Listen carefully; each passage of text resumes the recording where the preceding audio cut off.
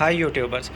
आज ये कुछ सेल्स हैं जो मैंने टेस्टिंग पर लगाए हैं। सबसे पहले तो आप इस सेल की कैपेसिटी अगर देखते हैं तो ये 2740 है। ये सैमसंग का सेल है, इसका मॉडल नंबर है 22H और ये सैमसंग में है। इस सेल की आप अगर रेजिस्टेंस देखें तो इसकी रेजिस्टेंस आ रही है 10, जो बिल्कुल सही रेजिस्टेंस है। और ये 2740 मिली एम्पेयर इसमें से निकले हैं। अच्छे से ये चार्ज हुआ है, 10 आवर्स इसने लिए हैं डिस्चार्ज में और चार्ज में, सब चीज़ों में। और अभी ये 3.60 पर इसके वोल्टेज आ गए हैं और ये बिल्कुल स्लो चार्ज हो रहा है। तो और हालांकि 0.5 एम्पेयर इसको जो है ना करंट मिल रहा है, 500 मिली एम्पेयर, लेकिन इसके वोल्टेज एकदम से बढ़ नहीं रहे, ना ही एकदम से कम हो रहे हैं। तो ये सेल बिल्कुल सही है। सही गुड सेल की यही निशानियाँ होती हैं कि एक तो उसके अंदर से कैपेसिटी अच्छी निकलती है, रेजिस्टेंस कम होती है, सेकंड वो स्लो चार्ज होता है। उसको आप करंट दे रहे हैं आधे एम्पेयर का, फिर भी वो आहिस्ता करके उसके वोल्टेज बढ़ रहे हैं। तो ये बिल्कुल ठीक सेल है। 3.60 पे इसके वोल्टेज आ चुके हैं। अच्छा, ये इसके हो गए टोटल mAh। और ये जो सेल है ये अभी तक चार्जिंग कंडीशन में है, ये चार्ज हो रहा है। इसकी भी 10 रेजिस्टेंस है, ये भी बिल्कुल ठीक है। डिस्चार्ज होगा तो उसका पता चल जाएगा। अच्छा, ये जो सेल है इसका आप अगर देखें 64 इसकी रेजिस्टेंस आई है और 361 मिली एम्पेयर इसने ड्रॉ किए हैं 0.5 एम्पेयर करंट डिस्चार्ज के ऊपर। इसके वोल्टेज अगर आप देखें तो 3.74 पर आ गए। ये जब फुल डिस्चार्ज होगा तो इसके अंदर से तकरीबन ज़्यादा से ज़्यादा 1000 मिली एम्पेयर तक करंट निकलेगा कैपेसिटी। तो ये सेल सही नहीं है, इसके अंदर कैपेसिटी कम है इस वाले सेकंड सेल के अंदर। फिर हम फर्स्ट सेल को देखते हैं तो ये भी 3.46 तक आ चुका है और सिर्फ 863 मिली एम्पेयर इसमें से करंट ड्रॉ हुआ है। इसकी रेजिस्टेंस भी 44 है।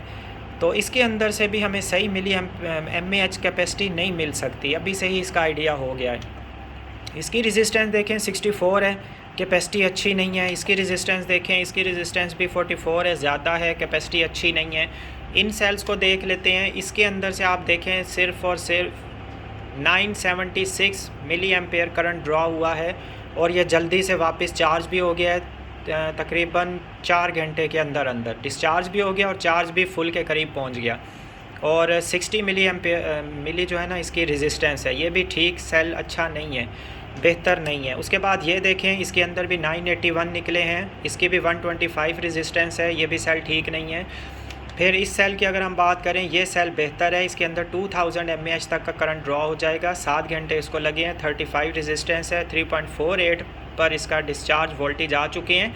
अभी तक स्टिल ये डिस्चार्ज हो रहा है।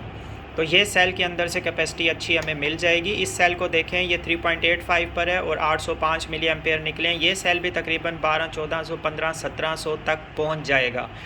अच्छा, अब इस सेल को देखें, 3.85 पर 800 निकल आए हैं। उसके बाद हमने ये सेल देखा था, इस सेल में ये इसके वोल्टेज उससे मज़ीद कम है। वो 3.85 पर है, ये 3.73 पर है, लेकिन इसमें से सिर्फ और सिर्फ 369 निकले हैं और इसके वोल्टेज भी अभी ज़्यादा हैं और इसमें से 806 निकल चुके हैं। तो ये यहाँ से भी आपको मिड से ही आइडिया हो जाता है कि कौन से सेल्स आपके पास अच्छी कैपेसिटी वाले हैं और किन सेल्स का जो है ना वो इशू है, किन सेल्स के अंदर से सही से कैपेसिटी हमें नहीं मिल सकती।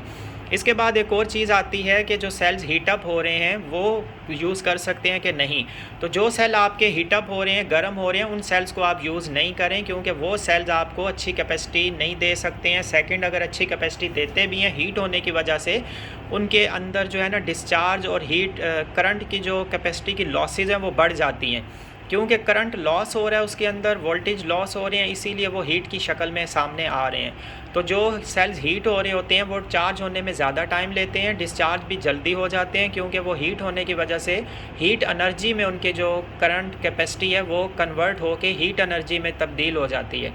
तो उस तरह के सेल्स भी आपके लिए सही नहीं है। अब इन सेल्स को अगर हम देखें तो इनका अगर टेम्परेचर की हम बात करें, जैसे हम ये ऑन करते हैं, इस सेल का टेम्परेचर आ रहा है हमारे पास 25, ठीक है। सेकंड वाले का 28, थर्ड वाले का 29, 30, फोर्थ वाले का 31, ये बिल्कुल सही है, टेम्परेचर के लिहाज से सही है। 31, सेकंड का 31, थर्ड का 30 और फोर्थ का हमारे पास 31.2, 30.9, 30.57।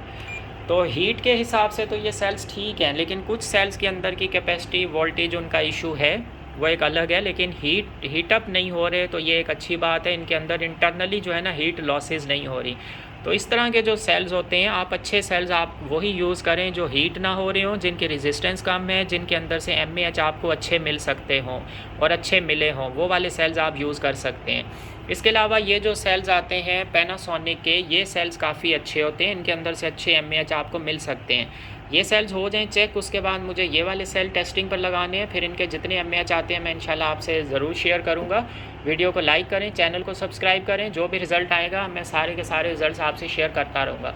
इसके अलावा मैंने काफ़ी सारी लैपटॉप की बैटरीज़ को ये टेस्ट किया है, इनके अलग अलग मैंने ग्रुप्स बना दिए हैं, तो ये भी इंशाल्लाह मैं आपसे शेयर करूँगा कि कितने सेल्स मुझे अच्छे मिले हैं, कितने ख़राब मिले हैं इनमें से।